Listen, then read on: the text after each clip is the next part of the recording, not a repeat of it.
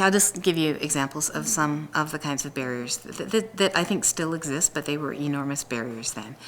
Is that there was sexual harassment, and I could tell you stories that would make your hair curl more than it is now about some of the things that happened to women, young women, when they were practicing, and that is not to say that it still doesn't happen. But there are institutions, there's ombudsman, there's legislation, there's all kinds of recourse that's available now that didn't used to be available if you were being sexually harassed.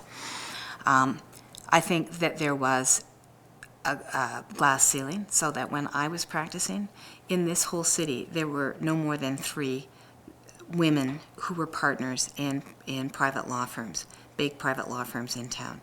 So if you look at what are my role models to become a partner, how do I think I get there when I don't see a lot of women succeeding ahead of me? Well, we all thought that, right? I mean, it is not easy to become a partner, and I'm talking about 30 years ago, in a big law firm. It also wasn't easy to talk about it. So,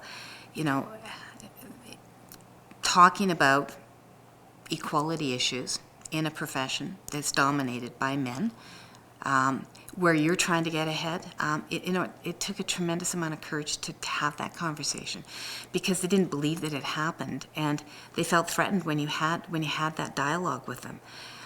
We're not doing it. It doesn't happen in our firm. It happens. Maybe it happens other places, but it doesn't happen here. So there were some really difficult conversations that occurred then.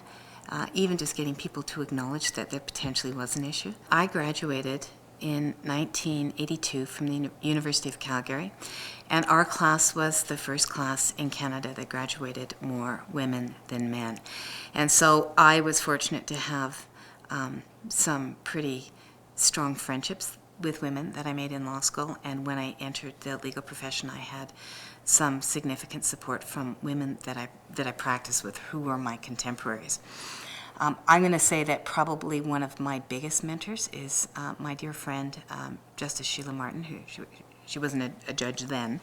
She was a professor at U of C, and I taught the family law course for a couple of years at U of C, and Sheila and I became fast friends, and she's been on the forefront of fighting gender issues, equality issues, for the last 30 years. And so a lot of this work we've done together.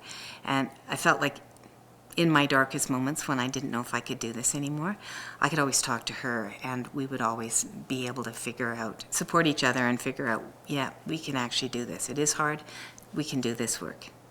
We recommended that every law society in Canada develop and put into place policies that dealt with part-time work, parental leave, and alternate work arrangements.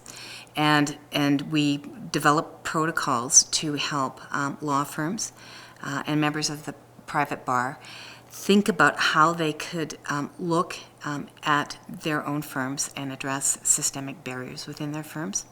So, and how they could effectively implement some of these policies so that you could see some change.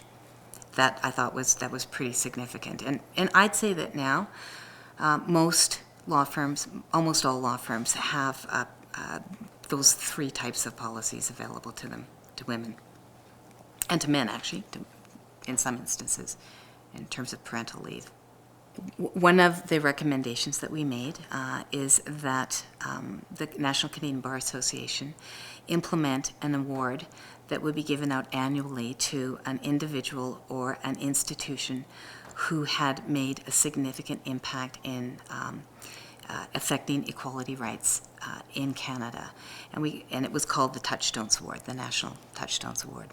And a number of law societies have their own types of awards that recognize efforts in the area of advancing equality.